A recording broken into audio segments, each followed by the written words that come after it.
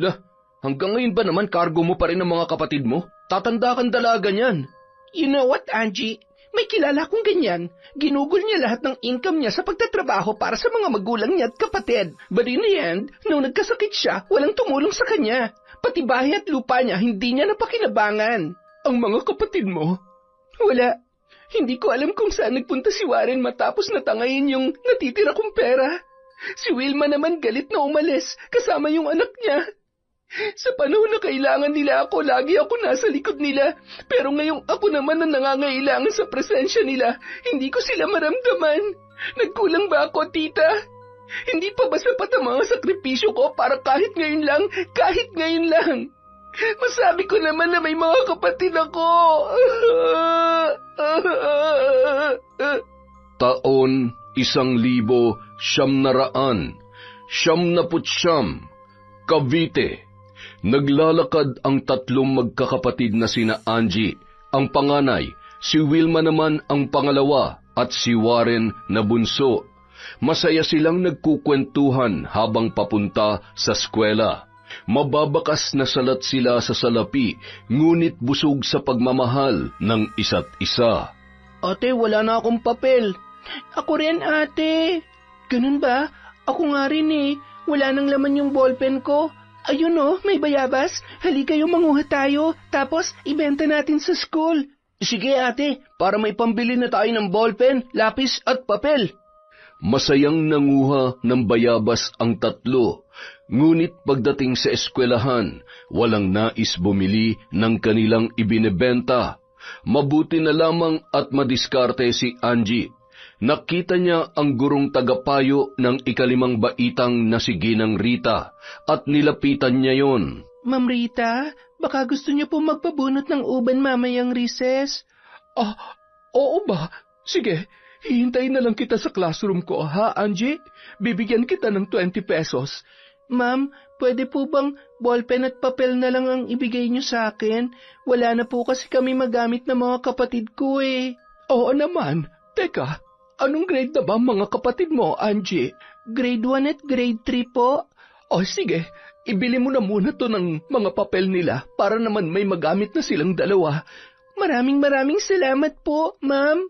Matapos yon, masayang iniabot ni Angie ang ilang pirasong papel sa kanyang mga nakababatang kapatid. Ayan, may papel na tayo, Warren. Salamat, Ate Angie, ha? Salamat, ate. Mahal na mahal mo talaga kami. Oo naman, kasi mababait kayo eh. Taon 2004. Angie, anak, mukhang hindi ka na makakapag-aral ng kolehiyo sa darating na pasukan. Mag-high school na kasi si Wilma. Hindi na namin kaya ng papa mo ang mga gastusin, anak. Ayos lang po, Nay. Tutulungan ko na lamang po kayo sa paghahanap buhay. Ang importante, silang dalawa ang makapagtapos ng pag-aaral. Salamat sa pangunawa mo, anak. Nagpapasalamat kami sa Panginoon dahil binigyan niya kami ng mabait at maunawain na anak.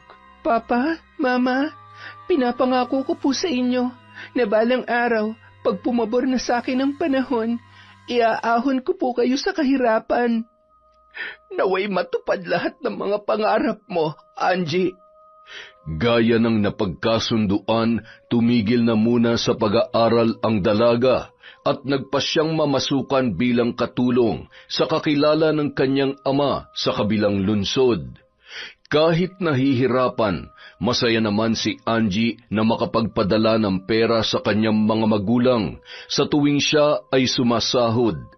Ngunit isang mensahe ang natanggap ni Angie. Sabay na nagkasakit ng dengue ang dalawa niyang kapatid. Hindi alam ng kanyang mga magulang kung saan sila kukuha ng pera para sa lahat ng gastusin sa ospital. Ngunit kahit bumali na si Angie para sa isang taon niyang sahod, kulang na kulang pa rin ang kanyang pera. Isang araw, habang namamalengke, nagkita si Angie at ang dati niyang guro na si Ginang Rita. Angie, kumusta ka na? Dalagang-dalaga ka na. Ma'am Rita, hello po. Nag-aaral ka pa ba? Hindi na po. Tumigil na po muna ako para makapag-ipon, ma'am. Sa ngayon po, namamasukan ako bilang kasambahay. Nako, sayang naman. Matalino kang bata, Angie. Bumalik ka sa pag-aaral. Ay, gustong-gusto ko po talagang makatapos, ma'am. Kaso, kailangan kong tulungan muna sina papa at mama. Ilang linggo na rin kasing nasa ospital ang mga kapatid ko dahil po sa dengue. Naikwento niya pa kay Ginang Rita ang tungkol sa kanyang sahod. Alam mo, Angie, may alam akong trabaho na malaki-laki ang sweldo. Yun nga lang ay mapapalayo ka sa pamilya mo. Pagkarinig tungkol sa malaking sahod, naengganyo agad ang dalaga. Ilang taon ka na nga ba? 20 na po. Ano po bang trabaho yon, Ma'am Rita? Interesado po ako. Wala namang kaibahan sa trabaho mo ngayon. Kasambahay pa rin naman, kaso nga lang ay sa ibang bansa. Po? Sa abroad po?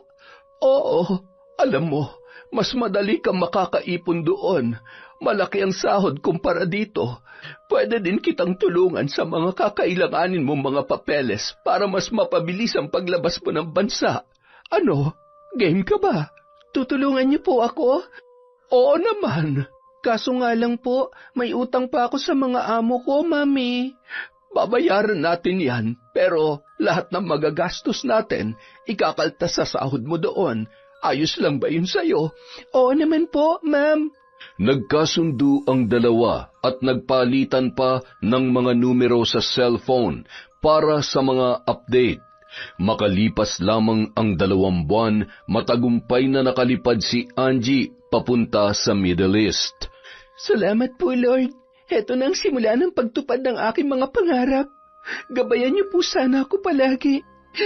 Amen. Mabilis na lumipas ang 3 buwan. Gaya ng ibang nangingibang bansa, pagod at puyat ang kanyang puhunan para mairaos lamang ang bawat araw. Sa loob ng 3 buwan na yon, wala siyang nakuhang sahod dahil pinapadala yon kay Ma'am Rita. Hello, Ma?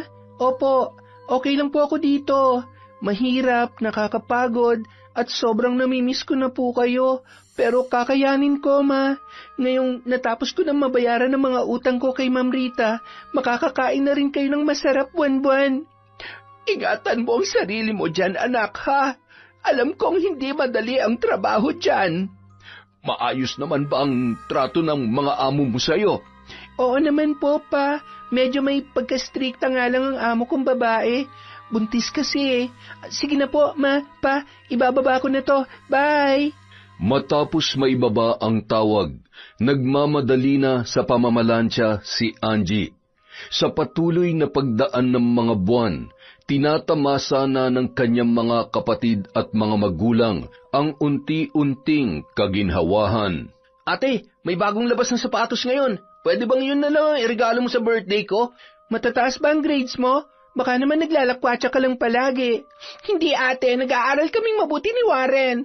Oh, sige, sa susunod na padala ko, bumili ka ng sapatos na gusto mo, ha? Ate, ako rin. Oo naman, basta mag-aral lang kayo mabuti, ha? Ibibigay ko ang gusto niyong dalawa. Masyado mo namang ini-spoil itong mga kapatid mo, Angie. Okay lang yan, Papa. Masaya akong napapasaya ko sila. Ay, siya nga pala, anak. Ilalaban ko yung manok ko sa susunod na linggo.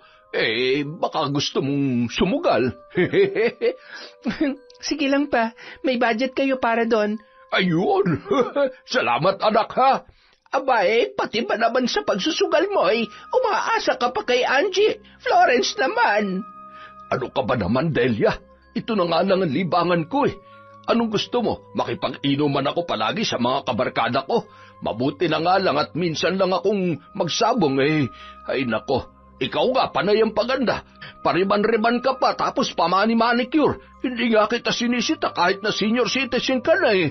Anong senior citizen? Hoy, 49 pa lamang ako, saka may permiso yun ni Angie. Natatawa na lamang si Angie sa pagtatalo ng kanyang mga magulang. Kung dati ay palaging nagtatalo ang mga yon kung saan kukuha ng pera para sa kanilang pagkain, ngayon ay iba na ang kanilang pinag-aawayan. Pa, kahit saan nyo gastusin ang budget na para sa inyo, ayos lang. Ang importante, mapasaya ko kayo. Halos lahat ng sahod ng dalaga ay pinapadala niya sa Pilipinas na hindi naman niya pinagsisisihan. Nakapagpagawa na sila ng bahay, nakabili ng tricycle si Mang Florence at nakapagpatayo ng sari-sari store si Aling Delia. Sinisiguro ni Angie na mapapasaya niya ang kanyang pamilya kahit wala nang matira para sa kanya. Kahit pagod na pagod sa mga gawain ay napapawi naman yon sa oras na nakakausap niya ang bawat miyembro ng kanilang pamilya. Samantala, isang balita ang nagpatinag kay Angie. Ate, si Ate Wilma nagtanan. Ano? Kanino sumama? Hindi ko kilala yung boyfriend niya, ate. Ang sabi niya sa akin, pagod na raw siya mag-aral. Pagod siya? Ako nga sobrang nahihirapan na rito pero hindi naman ako sumuko, di ba? Gusto ko lang na mapagtapos kayo para naman hindi niyo maranasan ang hirap na dinadanas ko. Tapos, ganito lang ang ibabalita mo sa akin. Ate, hahanapin ko siya. Basta ate, ako, hindi ko sasayangin yung pagkakataon na binigay mo para makapag-aral ako. Salamat, Warren. Gagawin lahat ni ate para maiyahan kayo sa hirap. Makalipas ang ilang buwan, bumalik na si Wilma sa poder ng kanyang mga magulang. Buntis na ang dalaga at iniwan ng lalaking kanyang sinamahan. Ate Angie, sorry. Patawarin mo ako sa mga maling desisyon ko. Pinagsisisihan ko na ang lahat, ate. Tatanggapin ko kung ano man ang mga sasabihin mo sa akin. Total, kasalanan ko naman to. Napakatanga ko, ate. Ayos lang yan, Wilma. Ang mahalaga, umuwi ka na. Tutulungan ka namin sa pagpapalaki sa magiging anak mo. Basta, bumalik ka lang sa pag-aaral, ha? Ate, wala na akong mukhang maihaharap sa'yo. Ayoko nang maging pabigat pa. Hindi ka pabigat, kapatid kita. Mahal na mahal kita. At yung magiging pamangkin ko, mamahalin kayo ng sobra-sobra. Salamat, ate. Maraming salamat. Pagkatapos na makapanganak ni Wilma, bumalik na yon sa pag-aaral. Nang matapos naman ang kontrata ni Angie, nagpasya siyang umuwi na muna ng Pilipinas, ngunit isang balita ang pumigil sa kanya. Nagkasakit ang kanyang amang si Mang Florence, kanser sa balat at nangangailangan ng agarang gamutan. Naantala ang kanyang pag-uwi at pumirma ng panibagong kontrata. Halos nasimot lahat ng sahod niya nang dahil doon. Hindi pa umaabot ang araw ng sahuran nang hihingi na naman ang kanyang ina. Mabuti na lamang mapagbigay ang kanyang mga amo kung kaya't agad siyang nakakapagpadala. Ilang taon lamang ang lumipas, hindi na nakayanan ng kanyang ama ang sakit. Namatay din yun. Yun na ang pagkakataon na siya ay nakauwi. Papa, sorry kung ngayon lang ako. Sabi ni Mama, araw-araw niyo raw akong hinahanap nung mga huling araw niyo na. Nandito na po ako, Papa. Ate, tahan na.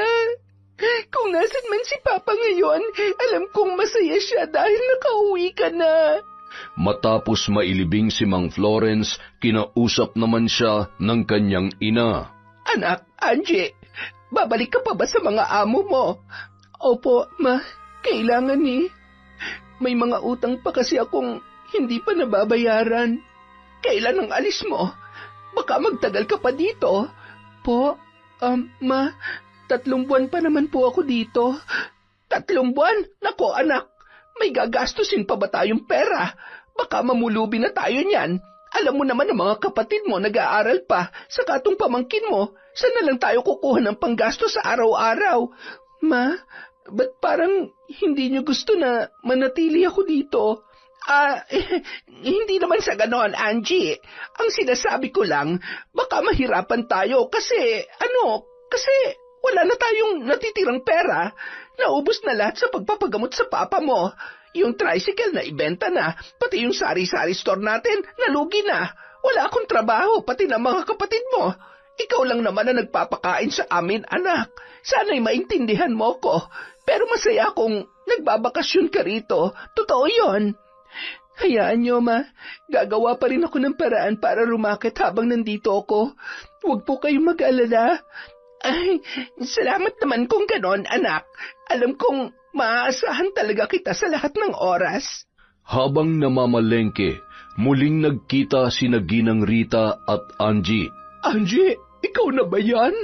Ma'am Rita, masaya po ako makita kayo. Iba talaga kapag galing abroad. Ang kinis mo at ang puti, saka yung katawan mo. Chicks na chicks ka pa rin. Ilang taon na ba tayong hindi nagkita? Mga 5 taon na po yata. Ang mabuti pa, puntahan mo ako sa bahay bukas para makapagkwentuhan naman tayo. Medyo busy kasi ako ngayon eh. Alam mo naman ang address ko, hindi ba? Sige po, ma'am. Dadalaw po ako sa inyo bukas. Sige, hihintayin kita, Angie. Paano? Magpapaalam na muna ako sa iyo. Ingat po kayo. Napangiti na lamang si Angie habang kumakaway sa dati niyang guro. Yun ang dahilan kung kaya siya ay nakapag-abroad at marami siyang gustong ikwento doon. Kinabukasan, dumalaw nga si Angie sa bahay ni Ginang Rita. Tamang-tama, dumating kahapon ang pamangkin ko, Angie. Halika, ipapakilala kita kay Lester. Galing din yon sa abroad at sigurado akong magkakasundo kayo. Dinala ni Ginang Rita si Angie sa may kusina. Nakita niya ang isang lalaki na nagluluto doon. Lester, si Angie nga pala. Tanda mo pa? Mas lalo siyang gumanda, hindi ba? Take note, dalaga pa rin siya. Sa sinabi ng ginang, nakaramdam ng hiya si Angie. Yes po, tita. Natatandaan ko pa po siya. Hi, Angie. Lester nga pala.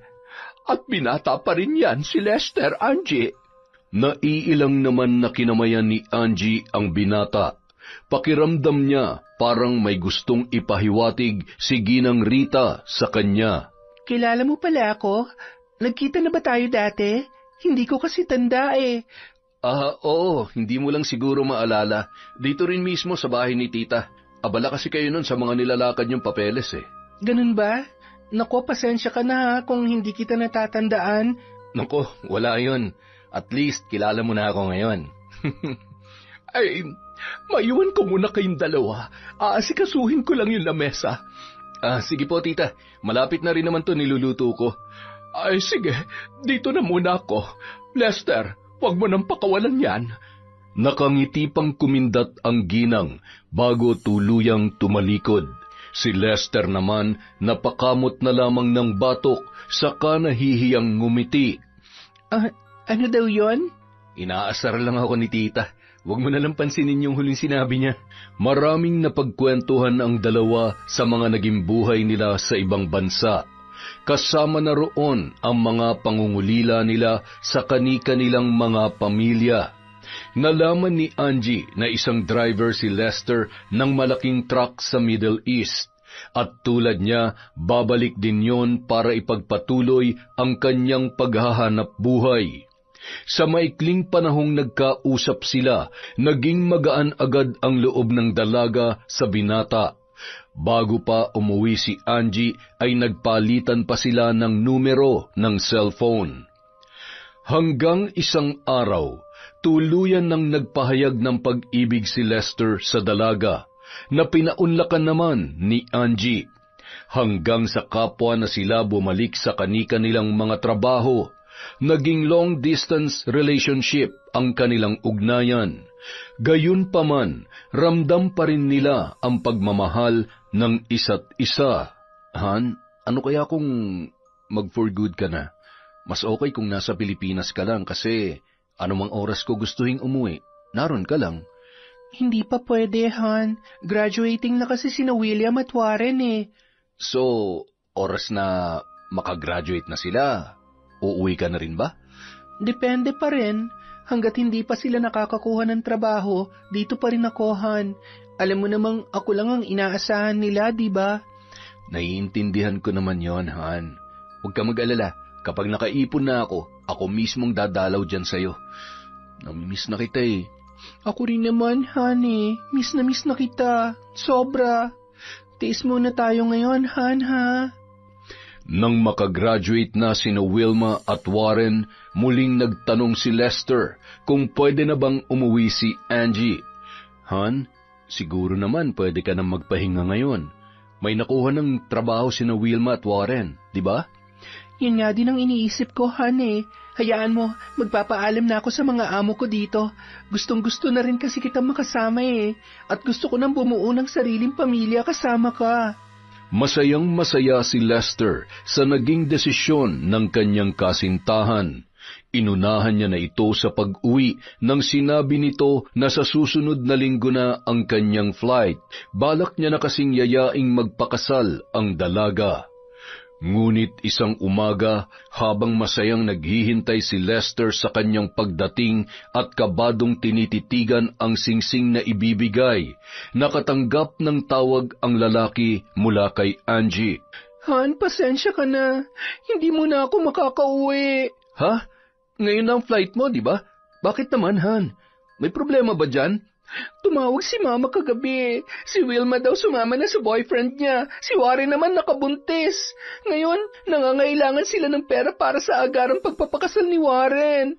Ano? So hindi ka na matutuloy? Paano na yung usapan natin? Sorry talaga, Han. Pero kailangan ako ng pamilya ko eh. Kailangan ko silang tulungan. Kailangan din naman kita, Han. Marami na akong plano para sa ating dalawa. Huwag mo naman sanang baliwalain yun. Please, Han. Intindihin mo naman ako. Ilang beses na kitang inintindi, Angie. Pagbigyan mo naman ako ngayon.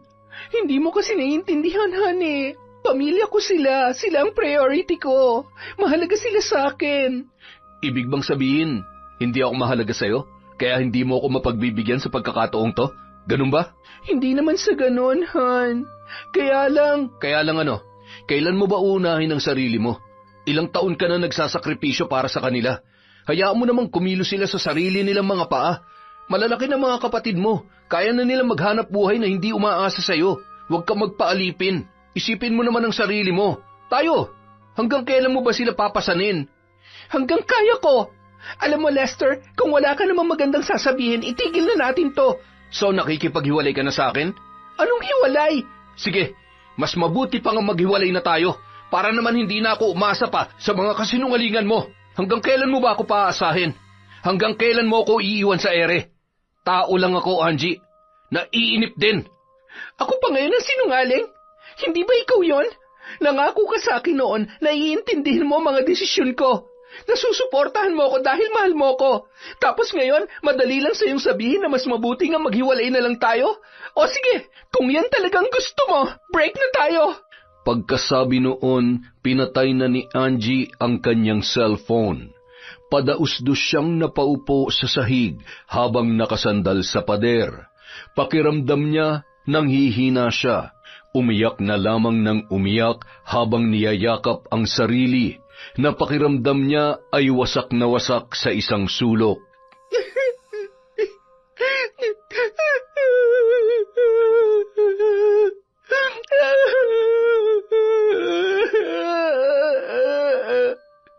Akala ni Angie, uunawain ni Lester ang kanyang desisyon. Hindi niya inaasahan na susumbatan lamang siya nito. Tanong niya sa kanyang sarili kung saan ba siya nagkulang. Magkaganon man, pinilit niyang nilibang ang sarili sa pagdaan ng mga araw. Hindi naman yon nakaligtas sa kanyang amo at nagtanong kung ayos lamang ba siya. Gusto pa sana niyang magpanggap na ayos lamang, pero ipinagkanulo siya ng kanyang mga luha. Habang nagsasalaysay, hindi mapigil ni Angie ang pagtulo noon mula sa kanyang mga mata. Angie, don't you think it's time for you to go home? I think it's time to make yourself happy. After all these years, you sacrifice a lot. No, sir. I'm happy if I can provide for my family. That's what makes me happy. Nothing else, sir. But you love your boyfriend. He's not worthy for my love, sir. I am moving on. Samantala, umiiyak na nagsumbong si Lester sa kanyang tita Gina. Tita, ang sakit. Hindi ko inaasahan na sa ganito kami hahantong. Akala ko matutupad ng pangarap kong mapakasalan si Angie. Lester, ipaglaban mo siya. Mahal mo siya, hindi ba? Paano ko siya ipaglalaban? Ako nga hindi niya magawang ilaban, tita eh. Wala akong kalaban-laban sa pamilya niya. Pwede mo namang ipaintindi sa kanya kung ano ang nais mo. Huwag mong hayaang tuluyang kayong masira. Hindi na, tita. Total, nakapagdesisyon naman na siya. Tatanggapin ko na lang ang lahat, kahit na sobrang sakit. Itutuon ko na lang sa trabahong buhay ko. Isang araw, may natanggap na tawag si Angie mula sa hindi kilalang numero. Hello? Hello? Ito ba si Angie Mijos? Opo, ito nga po. Ano pong kailangan nila? Nais ko lang ipaalam sa'yo kung gaano kalaki ang utang ng nanay mo sa akin. Ngayon, kung ayaw mong samain siya, bayaran mong pagkakautang na lintik mong ina. Ho? Utang? Paano siya nagkautang sa inyo? Ang dami mong tanong, magbabayad ka ba o hindi? Narinig ni Angie mula sa kabilang linya ang tinig ng kanyang ina na nagsusumamo kay Bogart. Ma! Angie, anak! Bayaran mo na si Bogart, anak! 50,000 ang utang ko sa kanya. Ano? Ang laki naman yan, ma. Saan niyo ba ginamit? Kapapadala ko lang sa inyo kahapon, Nalaman niya mula sa ina ang pagkakalulong nito sa sugal, na ipikit na lamang ni Angie ang kanyang mga mata at diniinan ang kanyang sentido. Ano ba tong pinasok mo, ma? Nagpapakahirap ako dito. Tinitiis ko ang pagod at puyat para makapagpadala lang sa inyo buwan-buwan. Halos wala na nga matira para sa akin tapos kayo kung magwaldas ng pera akala nyo unlimited, ma? Dugo at pawis ang puhunan ko. Maawa naman kayo sa akin. Hoy, Angie! Huwag mo akong kwentahan sa mga paghihirap mo. Ginusto mo yan. Wala nag-utos sa iyo na mag-abroad ka para may maipadala ka sa amin. Tapos ngayon manunumbat ka? Wala kang utang na loob! Wala kang kwentang anak! Halos madurog ang puso ng dalaga sa mga narinig mula sa kanyang ina. Napagtanto niya na wala palang silbi para sa kanila ang kanyang mga pagsasakripisyo. Dahil sa sakit na naramdaman, hindi niya na binigyang pansin pa ang nangyayari sa kabilang linya. Kinabukasan, nakatanggap siya ng mensahe mula kay Warren. Umuwi ka. Patay na si Mama. Ha? Nabigla si Angie sa kanyang balitang natanggap, ngunit nagtataka rin siya kung bakit nag-text lang ang kanyang kapatid. Hindi man lamang yun tumawag, gayunpaman nagpaalam siya kaagad at bumiyahe pauwi ng Pilipinas. Pagdating sa kanilang bahay, nadatnan niyang nakaburol na ang kanyang ina. Hinanap niya si Wilma, ngunit hindi niya yon makita. Nagtataka rin siya kung bakit nakatingin lang si Warren sa kanya. Hindi siya nilalapitan ng kapatid. Mama! May paiyak-iyak ka pa nalalaman, ate?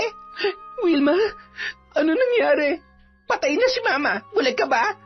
Bakit ganyan ka magsalita, Wilma? May problema ba tayo? Oo, may problema tayo. Dahil kung hindi dahil sa'yo, buhay pa sana si Mama ngayon. Ano? Anong ibig mong sabihin? Huwag ka na magdrama pa, ate. Alam naman namin ikaw ang dahilan kaya siya inatake sa puso. Bakit, ha? Sino ka ba sa akala mo? Porket ikaw ang bumubuhay kay Mama sa amin sa loob ng maraming taon, okay lang na isumbat mo ng lahat sa kanya? Ikaw ang kusa nag-abroad para magtrabaho. Wala nag-utos sa'yo. Sandali lang, Wilma, ha? Saan ka ba nang galing? Anong ako ang dahilan kaya namatay si Mama? Magdahan-dahan ka nga sa pananalita mo. Ay, wow! Bakit? Susumbatan mo rin ba ako, ate? Ipapamukha mo rin ba sa amin na nagwawaldas lang kami ng perang pinaghirapan mo? Dahil sa masasakit mong salita, kaya nangyari yan kay Mama. Ikaw ang dahilan kung bakit nawalan kami ng ina. Ikaw! Wala akong ginawang masama, Wilma. Sinabi ko lang ang totoo sa kanya. Bakit? Hindi na ba ako pwede magreklamo? All my life, wala akong ibang inisip kundi kayo. Ang kapakanan nyo. Tapos ako pang sisisihin mo kaya namatay si Mama. Bakit? Sino ba dapat sisihin? Kami? Oh, dahil alam nyo naman palang na-addict na sa sugal si Mama, hindi nyo pa pinigilan. Bakit? Dahil hindi naman kayo nahihirapan na kumita ng pera, di ba? Ako naghihirap. Ate Angie, magdahan-dahan ka naman. Oo, ikaw nga, pero kusang loob mo na may ibinigay yon, di ba? Dahil sabi mo, pamilya tayo. Oo, pamilya tayo. Yun nga rin ang akala ko eh. Pamilya tayo, pero bakit naman ganito? Ang pamilya nagdadamayan. Sa hirap man o sa ginhawa. Pero ang ipinaramdam niyo sa akin ngayon, iba. Itinuring niyo akong kaaway. Hindi kapatid, hindi ka pamilya. Tinis kong lahat. Gutom, uhaw, pagod, at ang pangungulila ko sa inyo. Pati sarili kong kaligayahan isinuko ko para lamang sa inyo. Para lang maituloy ko ang pagsustento sa pangangailangan ninyo. Tapos, hindi nyo naman pala pinahalagahan lahat ng sakripisyo ko. Di ba't sinabi mo noon na kung ano makakapagpaligaya kina Mama at Papa, ibibigay mo? Pero nalulong na si Mama sa sugal, Warren. Bakit wala kayong ginawa? Sugal yon, ibang usapan na yon. Kahit ano pang sabihin mo, wala na akong pake. Hindi mo na mababagong katotohanan nang dahil sa kasakiman mo, namatayan kami ng ina. Isang totoong kapamilyang tunay na nagmamahal sa amin. Sakim, ako pa ngayon ang sakim sa kabila ng lahat. Anong klaseng kapatid kayo?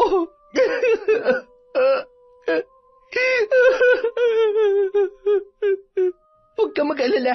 Simula ngayon, hindi na kami tatanggap ng anumang galing sa'yo. Simula nung araw na yun, hindi na kinikibo pa si Angie ng kanyang mga kapatid. Kahit ilang beses niyang sinubukang kausapin ang mga ito, ay wala na yung pakialam pa sa kanya. Hanggang sa tuluyan nang naihatid sa huling hantungan si Aling Delia. Warren, bukas babalik na ako sa Saudi. Kung ano man ang hindi natin pagkakaunawaan, isang tabi na lang sana natin. Wala na si Mama. Tayo na lang ang magkakaramay. Hindi naman ako galit sa'yo, ate. Kaso, ayokong awayin din ako ni Ate Wilma. Ganun na ba talaga ako kasama para sa kanya? Hindi ko naman ginusto nangyari kay Mama. Sinubukan ko namang awatin si Mama noon pero hindi ko na natutukan. May sarili na rin kasi akong pamilya, ate. Si Ate Wilma ganun din. Si Mama na lang mag-isa dito sa bahay. Tapos sabi niya meron naman daw siyang libangan. Hindi namin alam na bisyo na pala. Yung mga padala mo, pinaghahatian namin tapos sa sugal lang napupunta yung kay Mama. Alam mo, hindi ako nagagalit dahil sa pera, Warren. Ang ikinasasama ng loob ko kung bakit hindi man lang sinabi ni Mama sa akin ang tungkol doon. Kaya ako nagawang pagsalitaan siya. Pero promise, dala lang yun ang sama ng loob ko. Naiintindihan naman kita, ate. Ang mabuti pa, si Ate Wilma ang kausapin mo. Galit pa rin sa'yo yun eh. Kahit anong gawin ni Angie ay hindi pa rin siya pinapansin ng kanyang nakababatang kapatid. Nitapunan siya ng tingin ay hindi noon magawa. Kapag nakikita siya nitong lalapit, umaalis na kaagad si Wilma. Gustong-gusto niya nang mayakap ang kanyang kapatid pero lagi lang yung umiiwas. Hanggang sa tuluyan na siyang nakabalik sa Saudi. Dahil sa mga nangyari, napapaisip si Angie kung naging mabuti ba siyang kapatid at kung siya nga ba ay naging mabuting anak. Kahit ganoon na nangyari, buwan-buwan pa ring nagpapadala ng pera si Angie. At sa pagkakataong yun, kay Warren na yun dumidiretso. Ang usapan ay hahatian niya si Wilma. Pero ang hindi alam ni Angie, hindi naman pala nagbibigay si Warren sa kanyang ate. Ginagastos lang nito ang pera para sa kanyang sarili. Minsan, habang abala si Angie sa mga gawaing bahay, biglang tumunog ang kanyang cellphone. Hindi niya na sana yon papansinin, ngunit paulit-ulit lang na nagri-ring yon. Nang tingnan niya kung sino ang tumatawag, nakita niya na si Wilma pala. Napangiti pa siya nang makita ang pangalan ng kanyang kapatid. Hello? Ate Angie? Kailangan kong tulong mo, ate. Agad namang kinabahan si Angie dahil sa kanyang narinig. Wilma, anong problema? Bakit ka umiiyak? Ano nangyari? Ate, yung anak ko! Yung anak ko! Oh, anong nangyari sa pamangkin ko? Ni-rape ang kinakasama ko ngayon! Ano? Ngayon ko lang din nalaman, ate. Hindi ko alam kung anong gagawin. Para akong pinagsakluban ng langit at lupa. Ipakulong mo ang lalaking yan. Pero ate, mahal ko si Jake. Mahal mo? My God, Wilma. Ina ka. Karapatan ng anak mo na mabigyan ng hustisya. Huwag mo sabihing mas mahal mo pa ang lalaking yan kesa sa sarili mong anak. Kung nandyan lang ako, siguradong nakakulong na yung Jake na yan. Ate, kailangan kita rito. Hindi ko to kaya na mag-isa. Sandali, Wilma. Nasaan ang anak mo? Buhay pa ba siya? Buhay pa siya, ate. Ano ka ba? Ikaw naman kasi. Kung makahagulgol ka rin, para kang namatayan. Basta, umuwi ka na sa bahay natin. Pumunta ka sa police station. Ipahuli mo yung gagong Jake na yan. Maging matapang ka para sa anak mo. Makalipas ang 1 linggo, may panibagong problema na naman ang dumating. Ate, si Warren. Nahuli ng mga pulis. Ano? Bakit daw? May niraid na isang bahay dahil doon daw nagsasesyon ng mga gumagamit ng ipinagbabawal na gamot. Huli sa akto si Warren kaya ayun, dinampot. Anong sabi ng asawa ni Warren? Ayun, umiiyak, problemado. Walang-wala daw sila. Wala nga daw pambili ng gatas para sa anak nila eh. Wala naman ako maibigay. Alam mo naman kasya lang sa aming dalawa ng anak kong sweldo ko. Ay, siya nga pala ate. Baka pwede naman akong makahingi ng allowance oh. Natanggal kasi ako sa trabaho eh. Oo, magpapadala ako sa'yo. Teka nga, binibigyan ka ba ni Warren? Buwan-buwan ako nagpapadala sa kanya para paghatian niyo ah. Wala ate. Siguro lahat ng pinapadala mo inuubos niya sa bisyo niya. Kawawa nga yung asawa eh. Nangangayayat na dahil sa konsumisyon. Sabihin mo sa asawa niya, ilalabas natin si Warren, ha? Oo ate, kailangan niya talaga makalabas sa lalong madaling panahon. Kawawa naman yung mag-ina niya. Pupuntahan ko yon para makapag-abot para sa pagkain nila kapag nakapagpadala ka na sa akin. Sunod-sunod na ang pagpapadala ni Angie para sa kanyang mga kapatid. Halos simot na ang sahod niya para sa 6 na buwan. Pero ayos lamang yun sa kanya dahil nakalabas naman si Warren. Kahit galit siya ay inunawa at pinagbigyan niya na lamang yun. Si Wilma na ngayon ang pinapadalhan niya ng pera at humahawak ng budget. Ipinaunawa niyang hindi na muna siya makakapagpadala sa susunod na buwan dahil nga sa kailangan niya pang bayaran ang nabali niya sa kanyang amo. Tipirin mo na lamang ang perang hawak mo, Wilma. Pasensya ka na, ha? Ayos lang, ate. Babawi ka naman sa susunod, di ba? Oo naman. Parang iba ang dating ng mga sinabi ni Wilma sa kanya, pero hindi na lamang niya binigyang pansin yon. Hanggang sa dumating ang pagkakataon na nagbakasyon si Angie sa Pilipinas. Umuwi siya na masayang sinalubong ng kanyang mga kapatid. Mukhang mahuhuli pang dumating yung balikbayan box mo, ate ah. Oo nga eh, pero huwag ka mag-alala, hindi naman yun magtatagal. Ilang buwan ka ba rito, ate? 1 buwan lang. Ayos, makakapagpahinga ka na, makakapag-banding pa tayo. Oh, Wilma, bakit tahimik ka dyan? Wala naman, ate. Masaya lang ako na dumating ka na. Isang araw, naisip ni Angie na bisitahin si Ginang Rita dahil namimiss niya rin yun. Angie, kumusta ka na? Ang ganda-ganda mo pa rin ah. Nako, nakakahiya naman po. May pasalubong po ako sa inyo, Ma'am Rita. Tita na lang. Hindi na kasi ako nagtuturo ngayon, Angie. Tita, kung yan po ang gusto nyo, hindi ka man lang nag-text o tumawag para napaghandaan ko sana ang pagdating mo. Nako, hindi na po surprise yun kung ipinaalam ko sa inyo. Ay, oo nga naman. Sandali. May kumakatok.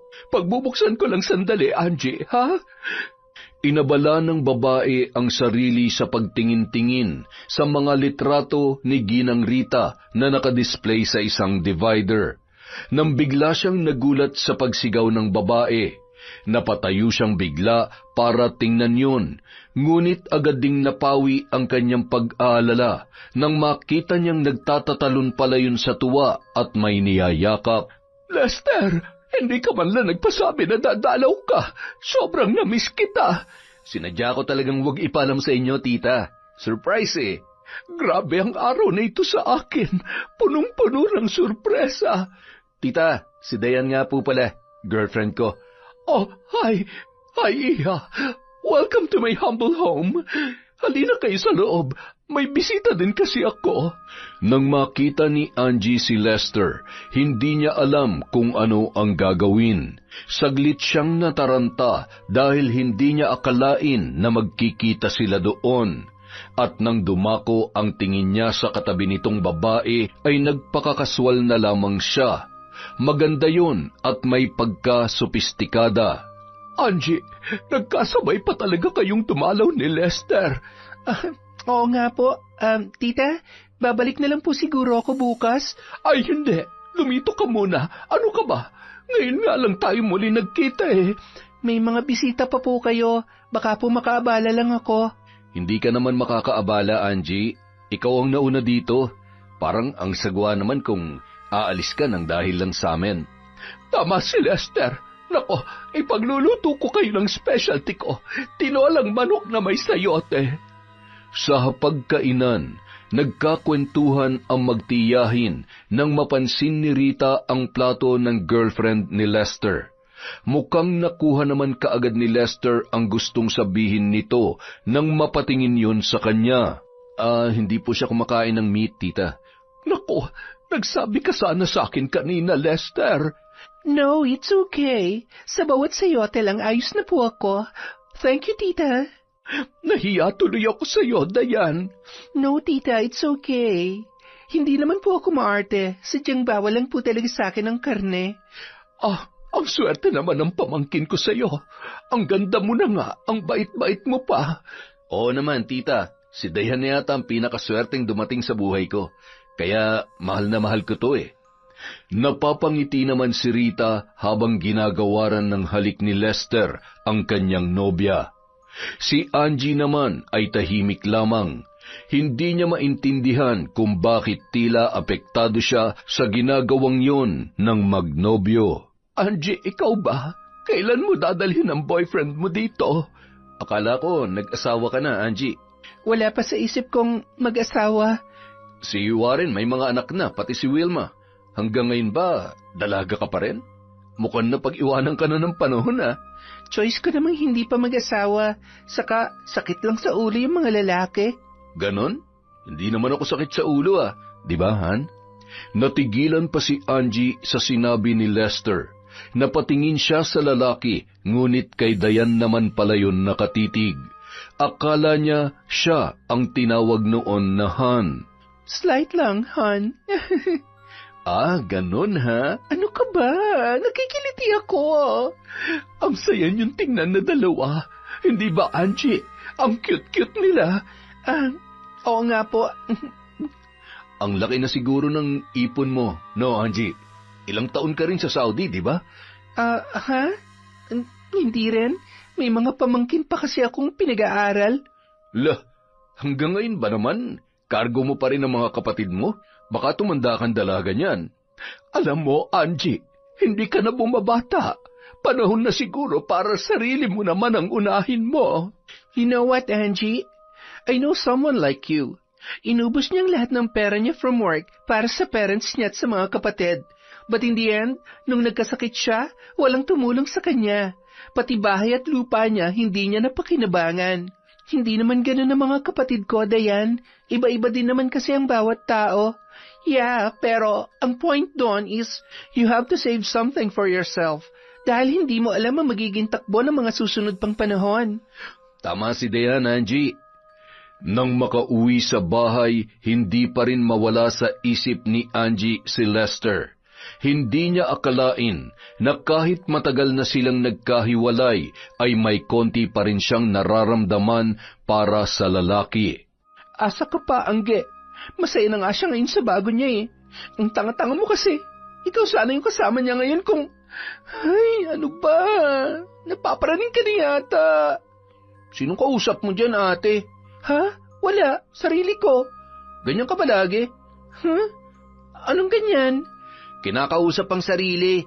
Nakasanayan mo na siguro yan, lalo pat ikaw lang mag-isa dun sa bansa ng mga banyaga. Loko ka talaga. Ang mga bata. Nandun na. Excited na mabuksan yung balikbayan box mo. Halika na, puntahan na natin sila. Kanya-kanya sa pag-aagawan ang mga pamangkin ni Angie sa kung anuman ang makukuha nila mula sa loob ng balikbayan box.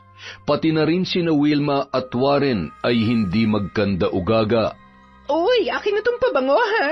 Sa akin na lang yan. Tutal, nandito ka lang naman sa bahay. Ako tong may trabaho eh. Asus, hindi naman pwede magpabango kahit nasa bahay lang. Sino naman ang pababanguhan mo? Wala ka namang asawa. Tama na yan, para kayong mga bata eh. Maraming pabango dyan, huwag kayong magagawan sa isa lang. Napuno ng kagalakan ang puso ni Angie habang pinagmamasdan ang kanyang mga kapatid. Naaalala niya pa ang mga panahon noong sila ay mga bata. Nag-aagawan kung kanino mapupunta ang pinakamalaking bayabas para ibenta sa school dahil wala na silang lapis, ballpen at papel. Noon, mga simpleng bagay lamang ay masaya na sila. Kahit makakain ng lechon manok ay hindi nila naranasan. Kaya pinangako niyang anuman ang mangyari ay iaahon niya sa hirap ang kanyang pamilya. Hindi naman siya mayaman sa ngayon, pero masaya siyang naibibigay ang mga pangangailangan ng mga kapatid, kahit pa pamilyado na ang mga yon. Oh, natahimik ka bigla, ate. Wala lang, naisip ko lang ng mga bata pa tayo. Nakakamiss din yon. Oo nga, nakakamiss nga ang mga panahon na yun, ate. Yung wala kang ibang iniisip kundi ang maglaro lang buong maghapon. Ngayon, stressed na tayo sa pagharap sa mga hamon sa buhay. Di ba, Ate Wilma? Ha? Oo. Wilma, ayos ka lang ba? Namumutla ka, ah. Okay lang ako, ate. Sigurado ka? Oo naman. Isang araw, nagkasalubong sina Dayan at Angie sa palengke. Dayan? Ang malapad na ngiti ni Angie ay nahawi nang tingnan siya ng masama ni Dayan. Ayos ka lang ba? Hindi na ako magpapaka-plastic, Angie. Total, it's just the two of us lang naman. Ha? I know na may past kayo ni Lester. Bilang girlfriend niya, ayokong nilalapitan mo siya. Maliwanag ba? Teka, wala naman akong ginagawa ah. Saka, hindi naman kami nagkikita, Dayan. Isa pa, wala naman akong dahilan para lapitan siya. Mabuti na yung malinaw sa atin, Angie. Ang sakin lang. Walang pwedeng mangagaw sa mga pag-aari ko. Masama akong kaaway, kaya huwag kang magtatangkang pumasok sa mga buhay namin. I'm warning you. Matapos yon sabihin ng dalaga, tinalikuran na siya ni Dayan. Langya, lakas din ang tama mo, Dayan ah. Sayong-sayo na yung Lester mo. Isaksak mo pa sa gilagid mong bruha ka. Subalit tila nananadya ang pagkakataon. Nagpunta si Angie sa sementeryo para dalawin ang puntod ng kanyang mga magulang. Nagulat siya nang makita niya roon si Lester. Maglalakad na sana siya papalayo para makaiwas nang masulyapan siya nito. Angie! Pinilit niyang ngumiti para maging kaswal sana gaya ng ginawa niya noong nasa bahay sila ni Ginang Rita. Oh, Lester, anong ginagawa mo dito? Dinadalaw ko yung puntod ni Papa. Eh ikaw, dito rin ba nakalibing ang mga magulang mo? Oo, siya nga pala, paano mo naman nalaman na patay na sila? Nabanggit kasi sa akin ni Tita eh. Si Dayan ba kasama mo? Hindi, total, tapos naman na ako rito. Okay lang ba na samahan na lang muna kita? Nag-iisa ka lang, babae ka pa. Medyo may kalakihan din tong sementeryo at walang gaanong tao. Mas maigi na yung may nagbabantay sa'yo. Nako, wag na, Lester. Kaya ko naman ang sarili ko eh. Sasamahan na kita. Huwag na matigas ang ulo. Para naman akong bata nito eh. Pero, sige, ikaw ang bahala. Basta ba, hindi ako susugurin ni Dayan, ha? Huwag ka mag-alala. Mabait si Dayan. Hindi yung gagawa ng mga ganyang bagay. Habang naglalakad papunta sa mga nicho ng magulang ni Angie, nagkukwento si Lester sa babae tungkol sa kanyang nobya. Matagal na ba kayo? Mag-iisang taon na. Kailan nyo naman balak magpakasal? Hindi ko pa alam eh. Saka na siguro kapag ready na talaga kami pareho. Lester? Gusto ko lang mag-sorry sa mga nagawa ko noon. Alam mo, sobrang nasaktan ako sa ginawa mo sa akin, Angie. Lahat ng mga plano ko para sa ating dalawa noon, biglang gumuho. Nasabi nga sa akin ni Tita Rita kung gaano ka naapektuhan. Sorry ha. Ayos lang. Naka-move on naman na ako. Saka matagal na yon. Nakalimutan ko na yung sakit. Mabuti naman. Masaya akong nahanap mo ng babaeng nakakapagpasaya sa'yo. Angie, nung time ba na yon, iniyakan mo rin ba yung nangyari sa atin? Ha? Oo naman. Sobra din ako nasaktan, Lester. Pero ganun talaga siguro. Kailangan natin masaktan para tumibay. Sadyang may mga taong dumarating at lumilisan ng hindi natin inaasahan. Tulad mo, nahanap mo ng forever mo ngayon. Tama ka. Matapos ang kanilang pag-uusap, naging magaan na ang dibdib ni Angie. Ramdam niyang mahal nga ni Lester ang bago niyang nobya. Wala nang multo ng kahapon sa isip ko. Masaya na ako para sa'yo, Lester. At sana, maging masaya na rin ako sa pinili kong buhay. Nang muling bumalik si Angie sa kanyang mga amo, nagpatuloy siya sa pagsuporta sa kanyang mga kapatid. Padala dito, padala doon. Maya't maya may nagte-text para mangumusta at kalaunan hihingi rin ng pera.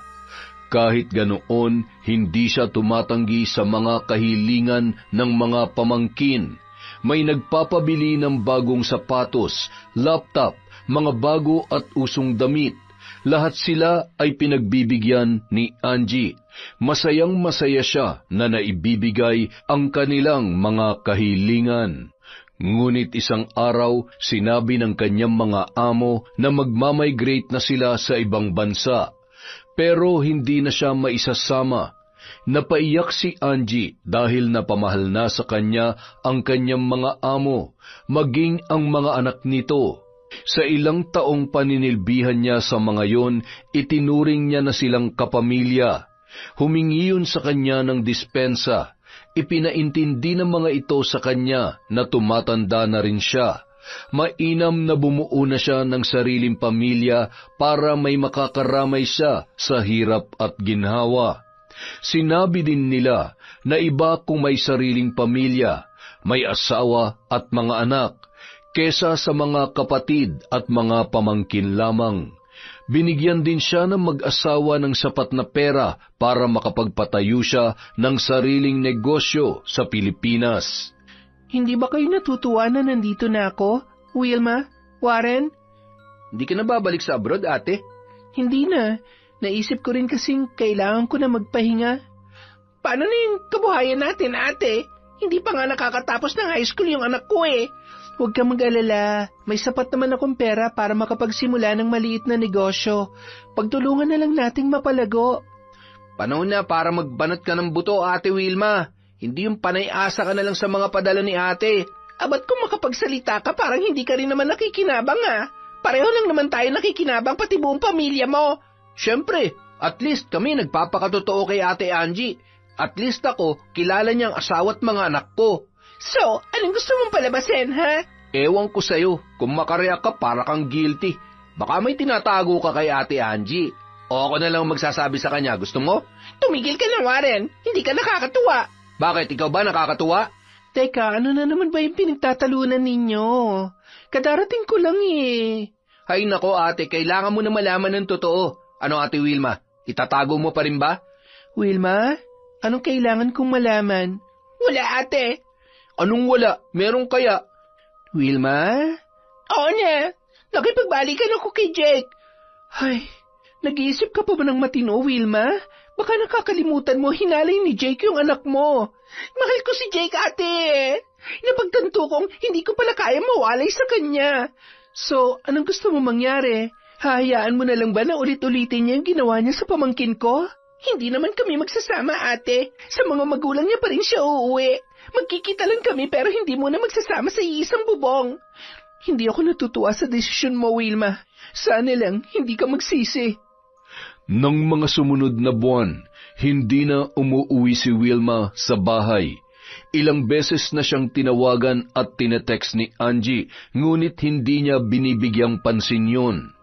Nalaman na lamang kalauna ni Angie na sumama na ito sa nobyong si Jake at pumunta sa probinsya nito sa Negros. Nang mga panahon na yun, nasa kolehiyo na ang anak ni Wilma na nasa pangangalaga ni Angie. Warren, kailangan ko na sigurong mangibang bansa ulit. Lumalaki na tong pamangkin mo. Lumalaki na rin ang mga gastusin. Kailangan kong ibigay ang mga pangangailangan niya. Mukhang wala na talagang balak na magpakita pa si Wilma eh. Ilang taon na nakalipas mula nang umalis siya. Ikaw na muna mag-alaga sa kanya, ha? Huwag ka mag-alala, buwan-buwan naman ako magpapadala gaya ng dati. Sigurado ka ba dyan, ate? Pwede ka naman magtrabaho dito kung gusto mo. Malapit lang at makakauwi ka pa kung kailan mo gustuhin. Mas malaki ang sahod sa ibang bansa eh. Ang isang buwan ko doon, katumbas na ng 3 buwan kong sahod kong dito. Ikaw ang bahala, ate. Sana makakuha ka ng kasing bait ng dati mong mga amo, no? Makalipas ang 2 buwan na paghahanda, lumipad na si Angie patungo sa Hong Kong. Nagpapasalamat siya dahil isang Pinay ang kanyang magiging amo na nakapag-asawa ng Chinese.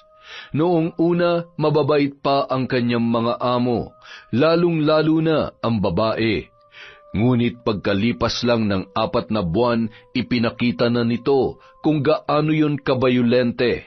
Angie, sinong gumalaw nito mga pagkain? Ako po, madam. Sabi kasi ni Sir, tikman ko raw. Ha! Close na pala kayo ngayon ng asawa ko? Hanggat hindi ako nagsasabi, wala kang gagawin. Naintindihan mo? Opo. Pasensya na po. Masarap ba? Masarap naman po, madam. Halika, lumapit ka. Malandi kang babae ka. Po. Ayaw mo, ha? Sige, kainin mo lahat ng to. Halika rito. Kinaladkad ng babae si Angie papunta sa may lamesa at inginudngod ang mukha niya sa lalagyan ng pagkain na nakapatong doon. Hoy, Angie, katulong ka lang dito. Ako ang asawa, ako masusunod. Huwag na huwag mong lalandiin ang asawa ko dahil baka ako pang pumatay sa'yo oras na lumapit-lapit ka sa kanya. Madam, tama na po. Wala po akong ginagawang masama. Linisin mo lahat ng yan. Naiwan si Angie na humahagulhol habang pinupunasan ang kanyang muka. Awang-awa siya sa kanyang sarili dahil sa kanyang sinapit. Ang bawat galaw ng babae ay palaging binabantayan ng kanyang amo. Matalim ang bawat titig nito sa tuwing kinakausap siya ng among lalaki para utusan ng kung anuman o hindi kaya ay kung may itatanong. Isang umaga, habang nagpaplantsa, nagulat si Angie sa biglang paghampas nito sa kanya. Isang hanger na tumama sa kanyang likod. Napangiwi pa siya, dala ng sobrang sakit. Di ba sabi ko sa'yo, huwag ka makikipag-usap sa asawa ko? Madam, sinagot ko lang naman po yung tinatanong sa akin ni Sir. Wala po akong ginagawa masama. Wala pala, ha?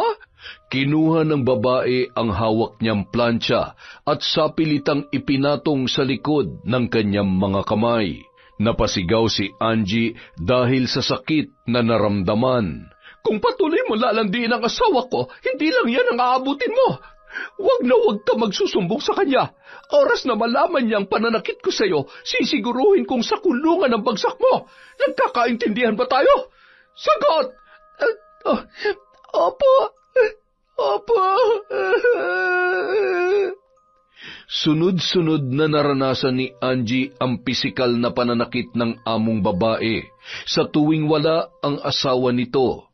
Naroong binuhusan siya ng mainit na tubig o di kaya naman ay malakas na hinahablot ang kanyang buhok. Mahilig din ang babae na ingudngud siya sa inidoro o di naman kaya ay sa basurahan. Kapag nagtatanong naman ang asawa nitong ubod ng bait tungkol sa mga pasa ni Angie, sinasabi lang ng babae na medyo may pagkatanga si Angie kaya nadudulas o hindi naman kaya ay nauuntog, kaya nasasaktan ang sarili. Mabait ang among babae sa kanya kapag nasa bahay ang asawa nito. Saka pa lamang nito nilalabas ang tunay na ugali kapag umalis na ang kanyang asawa. Tiniis ni Angie ang lahat ng pananakit sa kanya, makapagpadala lamang sa mga mahal niya sa buhay. Titiisin ko ang lahat. Igagapang kong pag-aaral ng mga pamangkin ko. Pangako, tatapusin ko ang 3 taong kontrata dito. Nagpatuloy pa ang pananakit ng babae niyang amo. Nung sila lang dalawa ang nasa bahay sa loob ng 1 linggo, doon niya naranasan ang pinakamasakit na parusa. Hindi siya pinapakain, pati ang cellphone niya ay kinumpiska ng babae. Magkahalong pagod at gutom ang naramdaman niya, kaya lihim siyang nangungupit ng tinapay tuwing 10 oras ng gabi. Maingat ang kanyang pagkilos at mabilis na kumakain. Iinom na sana siya ng tubig nang biglang lumiwanag sa may kusina kung saan siya naroroon. Magnanakaw ka, ha? Madam, wag po. Maawa po kayo. Gutom na po ako. Mabilis na kumuha ang babae ng babasaging baso at inihampas yon kay Angie. Pinagsasampal siya nito at paulit-ulit na pinagtatadyakan. Maawa po kayo! Tama na po! Tama na! Hindi siya nito tinantanan hanggang sa pumutok ang kanyang mga labi dahil sa suntok at mga sampal. Bugbog sarado siyang kinaladkad ng babae at ikinulong sa isang silid. Madilim, walang bintana at walang ilaw. Yakap-yakap ni Angie ang kanyang sarili na humahagulgol sa labis na pananakit ng katawan. Hindi niya alam kung ilang araw na siyang nakakulong doon, nang hihina na ang kanyang katawan dahil sa gutom. Isang araw, naulinigan na lamang niya ang kanyang mga amo na nagtatalo. Makalipas ang ilang sandali, bumukas ang pinto sa silid na kanyang kinalalagyan. Tumambad sa kanya ang among lalaki.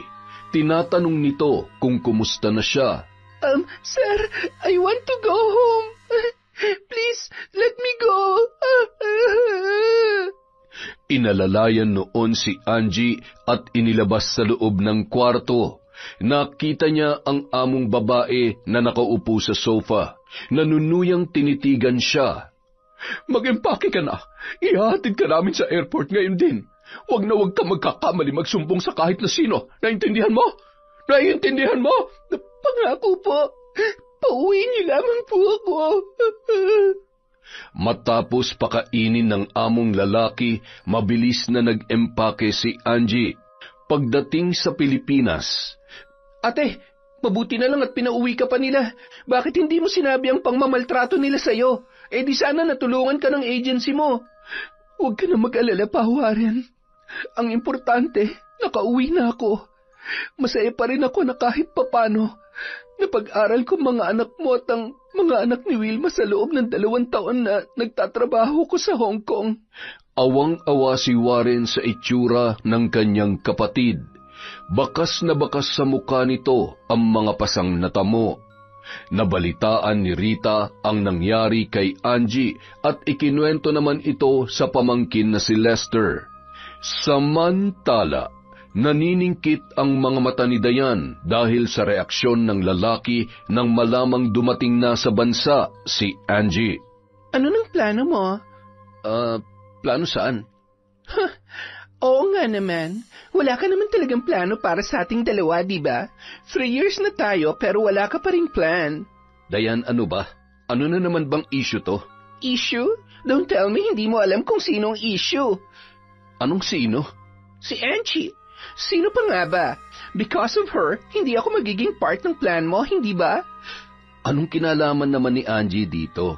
Malaki. Dahil kay Angie, hindi mo ako magawang pagkasalan. Dahil hanggang ngayon, siya pa rin ang laman ng puso at isipan mo. Di ba? Di ba? Ano bang pinagsasasabi mo, Dayan? I'm not a fool, Lester. Mas lalong hindi ako manhead. Panakipbutas mo lang naman ako, hindi ba? Si Angie pa rin ang mahal mo. Dayan, mahal kita. Bakit? Bakit? Bakit hindi ko maramdaman na mahal mo ako? Sa tuwing sinasabi mo yan, parang may kulang.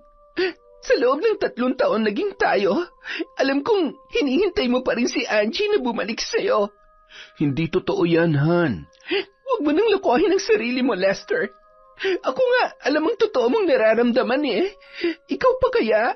Saglit na natahimik ang lalaki, pagkuway ni Yakap na mahigpit ang kanyang nobya.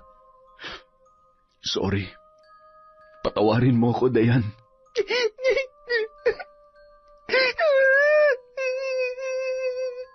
Habang nagyayakapan, kapwa umiiyak ang magkasintahan, naikuyom na lamang ni Dayan ang kanyang mga kamao. Samantala, habang nasa bahay si Angie, naghanda sila ng kaunting salo-salo para sa kaarawan ni Warren. Masaya silang lahat na nagdiriwang, nagsasayawan at nagkakantahan. Parang kailan lang, umiiyak ka pa kapag inaagawan kita ng laruan. Ngayon, heto't, tumatanda ka na. Ang hiling ko lang, sana'y palawigin pa ng Panginoon ang pinagkaloob niyang buhay sa'yo, Warren. Salamat, ate. Maraming salamat sa lahat ng pagsasakripisyo mo. Mula noon hanggang ngayon, pinapangako ko aalagaan kong pamilya ko, ate. Ikaw, wala ka na ba talagang balak mag-asawa? Sa tanda kong to, may magkakagusto pa kaya sa akin? Oo naman, kahit malapit ka na mag-40, maganda ka pa rin. Sus, nang bola pa? Nagkatawanan pa sila, ngunit biglang nahimatay si Angie sa hindi malamang dahilan. Isinugod siya sa ospital, ngunit sinabi ng doktor na stressed lang si Angie at dapat na magpahinga. Pinaniwalaan naman nila yon. Subalit makalipas ang 1 linggo, mas lalo lang lumalala ang kanyang kalagayan. Nanghihina siya at gusto na lang ang palaging natutulog. Muli siyang ibinalik sa ospital, ngunit normal naman ang lahat ng kanyang vital signs. Kaya napagpasyahan ni Warren na iuwi na lamang siya sa bahay. Ate, baka albularyo ng kailangan natin. Albularyo? Bakit? Hindi kasi makita ng doktor yung sanhi ng panghihina mo eh. Ayos lang ako. Huwag na kayo masyadong mag-alala. Ipapahinga ko lang to sa bahay. Pasensya ka na, ate ha, pero baka may naitabi ka pang pera dyan. Natanggal kasi ako sa trabaho at walang-wala ako ngayon eh. Oo, meron pa naman. Kumuha ka na lang dun sa may cabinet. Ipinakita pa sa kanya ni Warren ang kinuha at ibinalik ang bag na may lamang pera sa cabinet. Subalit ng mga sumunod na araw, natukso si Warren na muling kumuha doon ng walang pahintulot mula sa kapatid, hanggang sa nasimot niya na ang laman ng bag. Si Angie naman nangangayayat na ng husto, hindi na rin siya tinatantanan ng ubo, at sa bawat pag-ihi at ubo niya, parang mabibiyak sa sakit ang kanyang ulo. Dahilan upang ipatawag niya sa pamangkin si Warren. Ngunit nang bumalik ang bata galing sa bahay ni Warren, sinabi nito na wala roon ang nakababata niyang kapatid. Inutusan na lang niya ang dalagita na kunin ang pera sa cabinet dahil kailangan niyang muling magpatingin sa doktor. Subalit laking gulat na lang niya nang makita na wala ng laman ang kanyang bag. Umiyak na lamang siya na hindi mawari kung ano ang gagawin. Wala na ang kahuli-hulihang pera na kanyang naipon. Diyos ko, inubos ni Warren ang pera ko. Nung araw ding yun, dumating si Wilma. Masayang-masaya si Angie na makita ang kanyang kapatid. Subalit nang igala ni Wilma ang mga mata sa paligid, nagtaas lamang yun ng kilay. Masaya akong makita ka, Wilma. Kumusta ka na? Mabuti. Maayos pa sa maayos. Masaya ako para sa'yo. Kumain ka na ba? Hindi na ako magpapaligoy-ligoy pa, ate. Pumunta lang naman ako dito, hindi para makita at makausap ka, kundi para kunin ang anak ko. Bakit pa? Pwede ka namang tumira dito kasama namin. May tirahan naman ako eh. Hindi ko na isisiksik pa ang sarili ko dito. Kaya ko nang buhayin ang anak ko. Wilma, bahay mo rin to. Bahay natin. Susunduin ko na siya dahil kailangan ko na makakatulong sa pagbabantay ng mga anak ko kay Jake. Kailangan ko na magtrabaho sa abroad. Hindi ako papayag, Wilma. Hindi ko siya hayaang sumama sa'yo. Baka kung mapano pa siya sa kamay ng kinakasama mo. Ako ang nanay niya, ate. Karapatan kong kunin ang anak ko. Bakit? Nagpakaina ka ba sa kanya sa loob ng ilang taon? Iniwan mo siya. Hindi ka nga nagparamdam eh. Nagtapos ng sekundarya ang anak mong wala ka sa graduation niya dahil sumama ka sa lalaki mo. Mas pinili mo pa ang lalaking yon. Ikaw pa ngayon ang galit? Di ba ayaw mo naman kay Jake? Ikaw ang nagtulak sa akin na lumayo. Wala kang karapatang pigilan ng anak ko dahil tita ka lang niya. Ako ang ina. Oo, tita lang ako. Pero simula nung iluwal mo siya sa mundo, ako nang umako ng responsibilidad mo. Ay, wow! Nagsalita ang magaling. Porket ikaw nagpaaral sa kanya, may karapatan ka na? Hindi. Dahil walang nag-utos sa'yo na gawin yon. Nagkusa ka para ikaw ang maging bida. Oo, nagkusa ako. Dahil gusto ko at mahal ko kayo. Ayoko ng drama mo, ate. Aalis na kami ng anak ko. Wilma, bakit ba ang tigas ng ulo mo? Hindi ka pa ba nadala sa ginawa ni Jake sa anak mo? Dalaga na siya, oh. Anumang oras pwede na siya mabuntis kapag ginalaw na naman siya ng kinakasama mo. Tumahimik ka nga dyan. Hindi, Wilma. Hindi siya sasama sa'yo. Kaya pala ayaw mong sumama siya sa akin dahil natatakot ka na mag-isa rito. Natatakot ka na walang mag-aalaga sa'yo dahil dyan sa sakit mo. Kahit may sakit ako, kaya kong alagaan ang sarili ko. Kaya wag mong ipilit ang bagay na hindi naman totoo. Ipokrita! Maliwanag naman na hindi mo na kaya. Mahina ka na. Hindi mo na kayang kontrolin pa ang buhay ko. Kahit kailan hindi kita kinontrol, alam mo yan. Hindi na pinakinggan pa ni Wilma ang nagsasalitang si Angie. Pinilit niya ang anak na sumama sa kanya at nagtagumpay naman yun. Naiwan si Angie na nag-iisa sa bahay, nalulugmok dahil sa bigat ng kanyang karamdaman. Diyos ko, ano ba tong nangyayari sa buhay ko? Mali ba ako sa mga naging desisyon ko kaya sinasapit ko ang lahat ng to? Panginoon naman, bigyan mo ako ng sapat na lakas para malampasan ang lahat ng ito. Dahil mag-isa na lamang siya, sinikap at pinilit ni Angie na mapagsilbihan ang kanyang sarili. Halos gumagapang na siya sa sahig. Isang araw, dinalaw siya ni Ginang Rita. Halos hindi na siya makilala ng Ginang dahil sa kanyang pangangayayat. Napaiyak pa ito nang siya ay yakapin.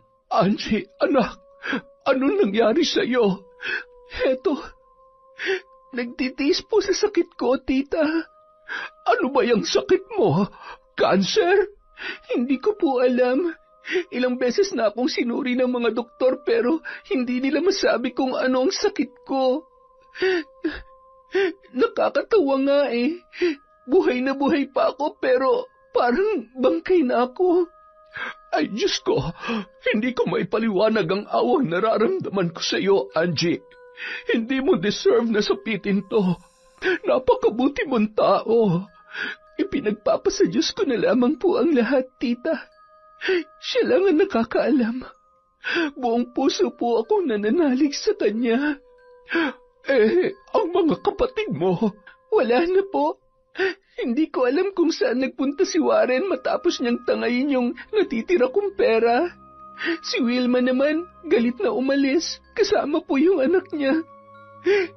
Sa panahon na kailangan nila ako, lagi ko silang sinusuportahan. Pero ngayong ako naman na nangangailangan sa presensya nila, hindi ko sila maramdaman. Nagkulang ba ako, tita? Hindi pa ba sapat ang mga sakripisyo ko para kahit ngayon lang? Kahit ngayon lang. Masabi ko naman na meron akong mga kapatid.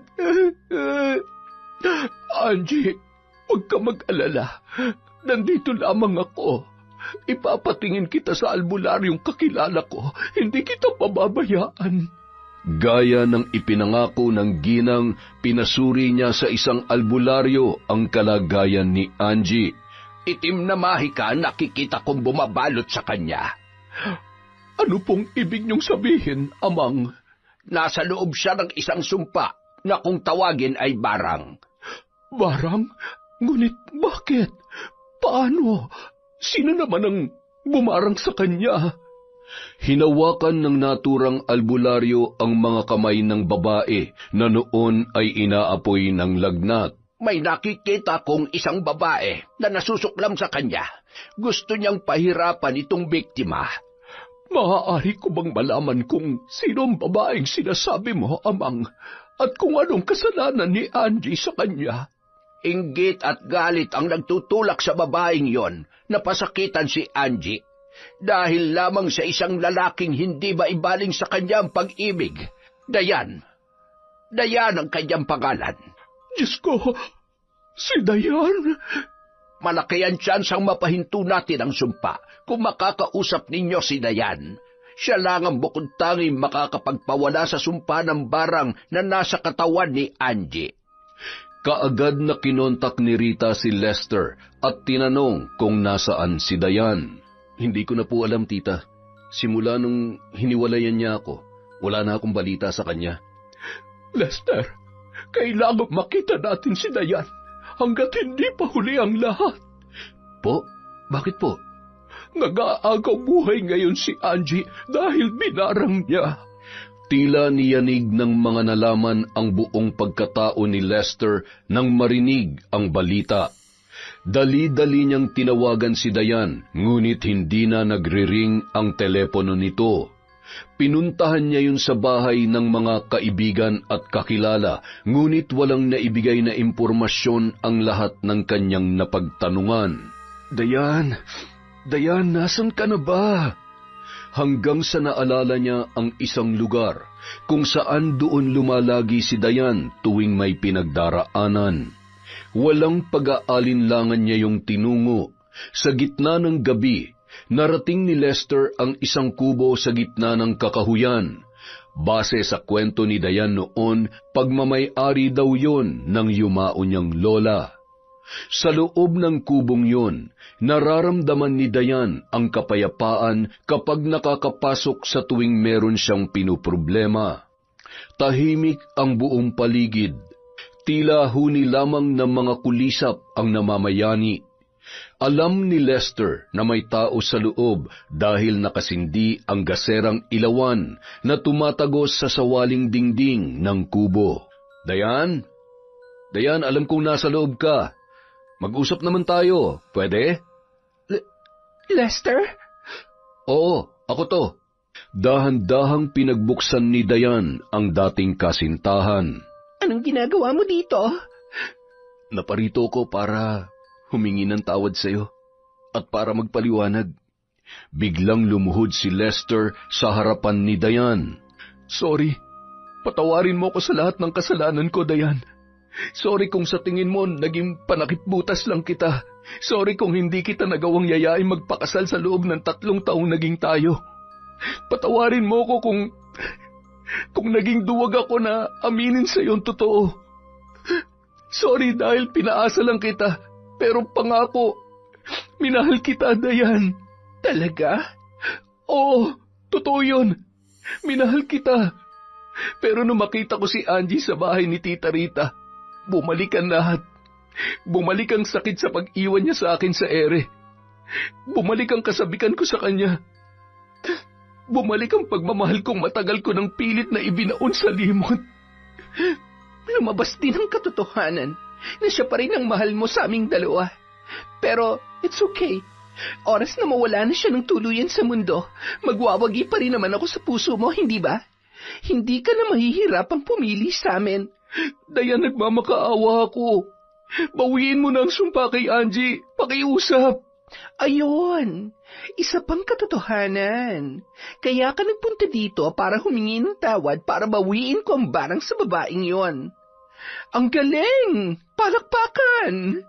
Napakagaling ng estilo mo, pero hindi mo ako maiisahan. Hindi mo ako mapapaikot sa mga palad mo, Lester. Pangako gagawin ko ang lahat ng gusto mo. Pagbigyan mo lang ang kahilingan ko. Wow! Really? Luluhod ako. Eto, ginagawa ko na. Gusto mong halikan ko ang mga paa mo, gagawin ko. Paano kung gusto kong pakasalan mo ko? Will you marry me? Oo, gagawin ko. Lahat ng gusto mo. Hayaan mo lang si Angie na mabuhay na normal. Talaga? Sige. Madali lang naman akong kausap eh. Bukas na bukas, pakasalan mo ako sa harap ni Angie. Babawiin ko ang barang, oras na maging legal mo na akong asawa. Oo, bukas na yan, magpapakasal tayo.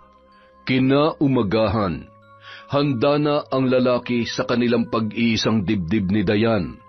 Naroon na rin ang Wes na magkakasal sa kanila.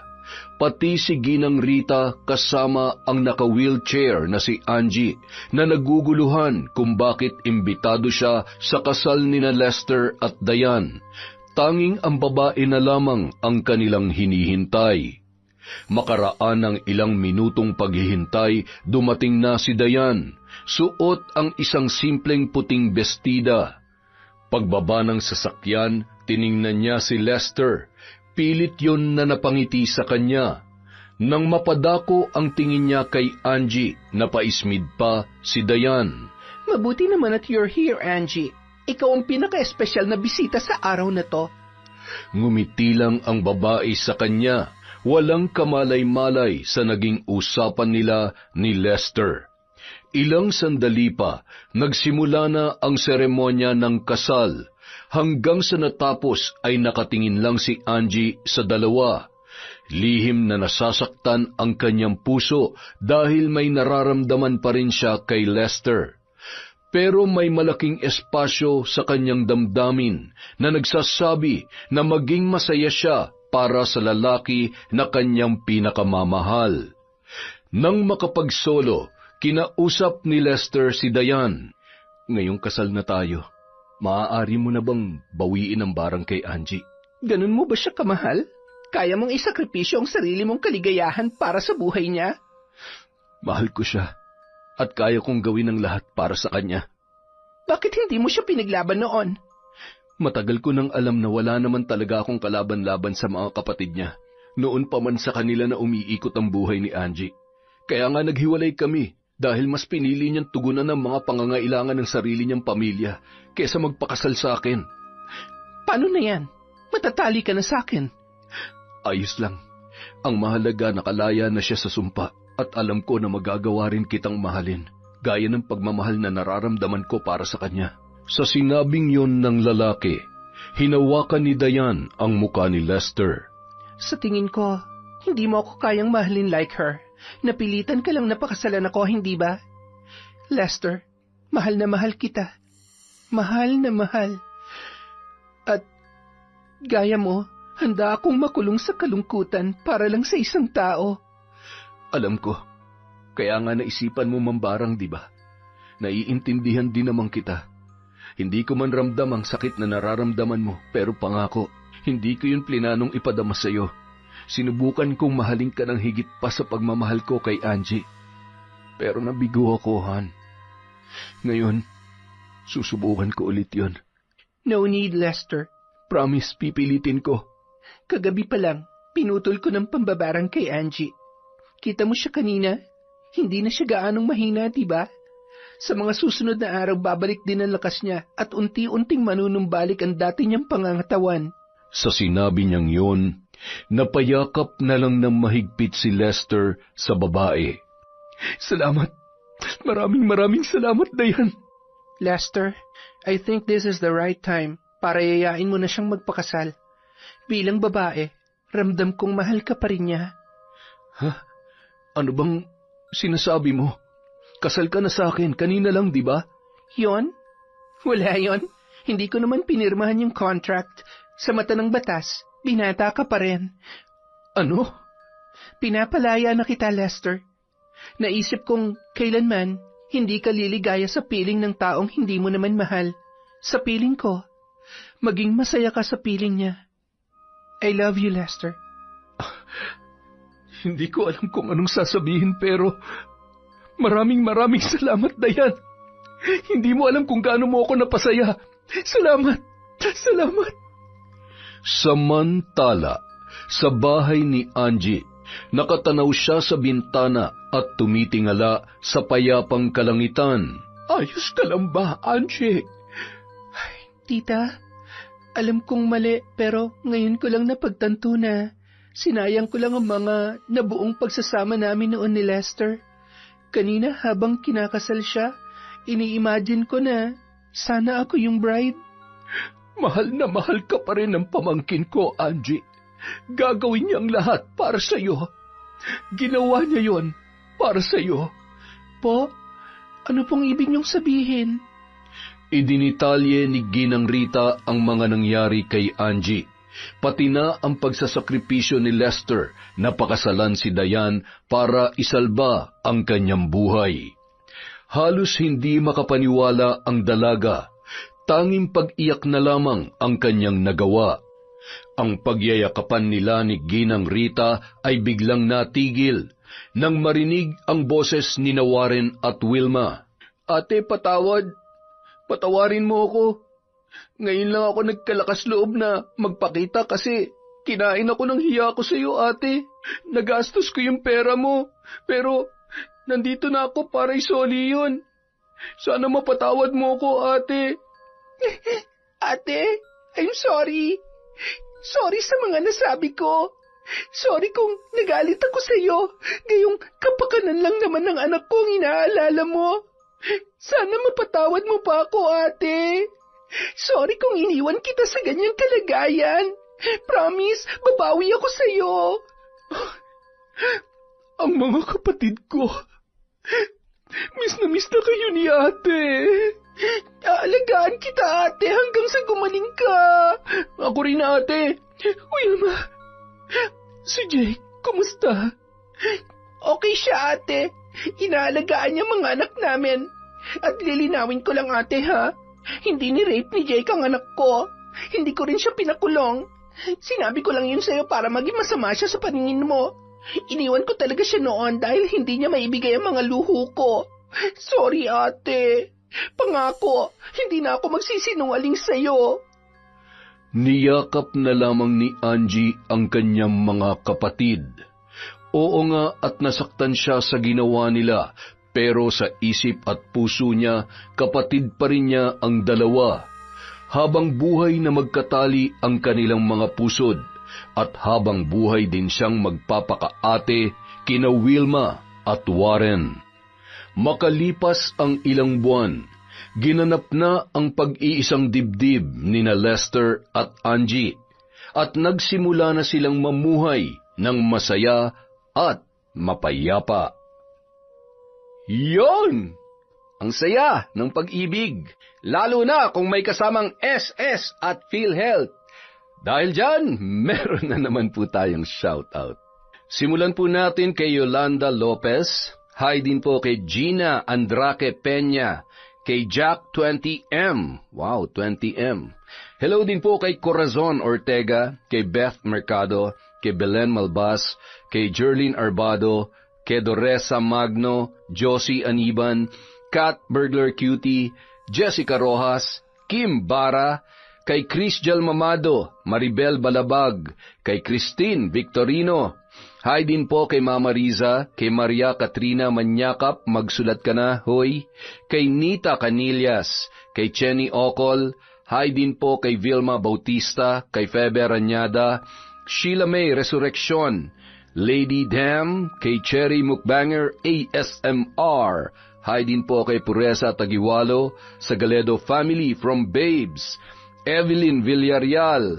Hi din po kay Shaneline Besario, kay Noemi Garcia Pabunan, kay Sean Ann Reblinka, Luella de la Peña, Emmanuel Christian Zorilla. Brother, kumusta ka? Hi po kay Hayashi Megan, kay Maricar de Quilla, bago nating subscriber, from Marjorie de Quilla. Maraming salamat po sa inyo. Love na love po kayo ni Enteng. Hi din po kay Luella Baliza, kay Ronald Belza Bahado, kay Sydney Crosswind, Evelyn Santos, Leona Taytay, Monica Nieves, Dins Lumigid, Alfreda Alano. Hi din po kay Marisa Belda, kay Maria Magtagnob. Hi, tama po ba ang pagkakapronounce ko? Kung mali, pasensya na po kayo. Babawi po tayo next time. Hi din po kay Princess Grace Reyes at Myra Joquino from Mabel Reyes. Hello po sa mama po ni Amadeo Terminal. Hi din po kay Josephine Oyangorin, kay Vilma Sistoso, Dimples Yumi. Hi, Idol. Hello po kay Rizalyn Gayanes of Riyadh, Vicky at Mama G from Rixander Gayanes. Hi po kay Shiva Ledesma, kay Ken BJ, Cipriano Bagnol, Robert Crimen, Milrose Galvez, Celia Tolentino, Shara Marie Hipulan, Ami Viray, kay Gabriel Manalo, kay Yang Pasardan. Happy birthday po kay Royce Lacson from Goku ng Pinas. Dadalawin ka raw niya mamaya. Good luck. Hi din po kay Utoy Kagawad, Chander de Guzman, Cristina Peru, Ronnie Nobari, Reka Jukoy, Larcy Siriban at Mitch Yap. Sa mga hindi po natin nabanggit, abay, meron pa po bukas. Araw-arawin na natin to. Maraming salamat po sa walang sawang pagsuporta sa Kwentong Enteng.